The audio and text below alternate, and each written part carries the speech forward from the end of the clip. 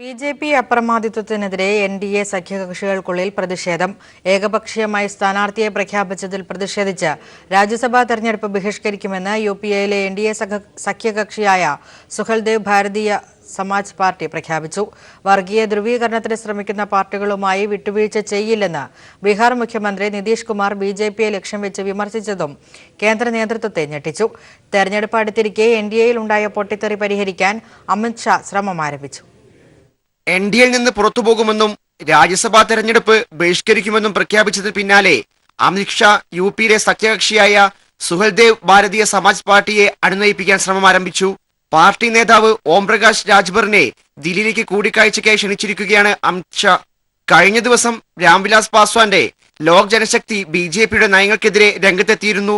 ഭിന്നിപ്പിക്കുന്ന ശക്തികളോട് പാർട്ടിക്ക് വിട്ടുവീഴ്ച ചെയ്യാനാവില്ലെന്ന് ബീഹാർ മുഖ്യമന്ത്രി നിതീഷ് കുമാർ താക്കീതും നൽകി.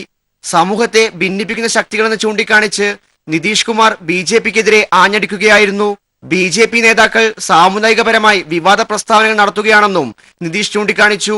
ഉത്തർപ്രദേശിൽ ബി.ജെ.പി. സർക്കാർ 1-ാം വാർഷികം ആഘോഷിക്കുമ്പോഴാണ് പാർട്ടിക്കെതിരെ ആഞ്ഞടിച്ച് ഓം പ്രകാശ് രാജ്ഭർ രംഗത്തെത്തിയത്. പാവപ്പെട്ട ജനങ്ങളുടെ ക്ഷേമത്തിലല്ല, ക്ഷേത്രങ്ങളിൽ മാത്രമാണ് സർക്കാരിന്റെ ശ്രദ്ധ എന്നാണ് സുഹൽദേവ് ഭാരതീയ സമാജ് പാർട്ടി നേതാവ് ഉന്നയിച്ചിട്ടുള്ള ആരോപണം. എൻ.ഡി.എയുമായി സഖ്യകക്ഷികൾ ഇടയുന്ന കാഴ്ചയാണ് കഴിഞ്ഞ കുറച്ച് ദിവസങ്ങളായി ഇന്ത്യ രാഷ്ട്രീയത്തിൽ കാണുന്നത്.